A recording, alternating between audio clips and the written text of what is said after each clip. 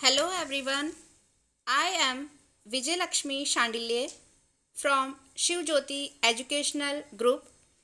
आज हम कक्षा 8 की पाठ्य पुस्तक हिंदी व्याकरण के पाठ 1 भाषा, बोली, लिपि और व्याकरण के बारे में जानेंगे। सबसे पहले हम चर्चा करेंगे भाषा के विषय में कि भाषा क्या है। मनुष्य एक सामाजिक प्राणी है, उसे दूसरों के संपर्क में रहना पड़ता है। भाषा के बिना न तो वह अपनी बात समाज के दूसरे लोगों तक पहुंचा सकता है और न ही उनकी बात स्वयं समझ सकता है।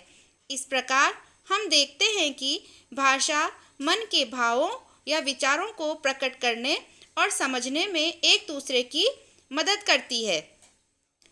भाषा शब्द भाष धातु से बना है। इसका अर्थ है बोलना। भाषा की परिभाषा है मनुष्य जिन ध्वनियों को बोलकर अपनी बात कहता है उसे भाषा कहते हैं। इस प्रकार कहा जा सकता है कि भाषा वह साधन है जिसके द्वारा मनुष्य बोलकर, लिखकर, पढ़कर और सुनकर अपने मन के विचारों तथा भावों का आदान प्रदान करता है। भाषा के दो रूप होते हैं, मौखिक और लिखित। मौखिक भाषा, मौखिक का अर्थ है मुख से निकली हुई। जब हम बोलकर और सुनकर अपने विचार एक दूसरे तक पहुंचाते हैं तो यह भाषा का मौखिक रूप कहलाता है। लिखित भाषा, लिखित का अर्थ है लिखा हुआ। जब मनुष्य अपने मन के भावों को लिखकर और पढ़कर व्यक्त करता है तो वह भाषा का लिखित रूप होता है।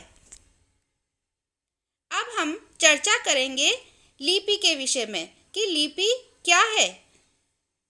बोली जाने वाली हर ध्वनि को लिखने के लिए कुछ चिन्ह निश्चित किए गए हैं। इन्हीं चिन्हों के लिखने के तरीके को लिपि कहते हैं। यहाँ पर हम कुछ भाषाओं की लिपियों की जानकारी प्राप्त करेंगे, जैसे हिंदी, संस्कृत और मराठी। इन भाषाओं की लिपि है देवनागरी। उर्दू भाषा की लिपि है फारसी। अंग्रेजी और जर्मन भाषा की लिपि है रोमन। अब हम आते हैं बोली पर कि बोली क्या है।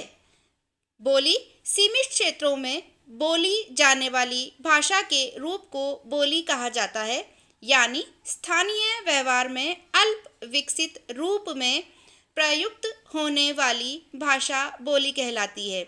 बोली का कोई लिखित रूप नहीं होता। व्याकरण।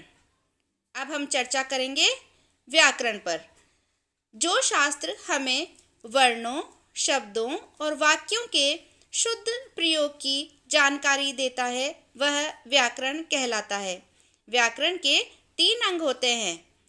पहला वर्ण विचार, दूसरा शब्द विचार और तीसरा वाक्य विचार।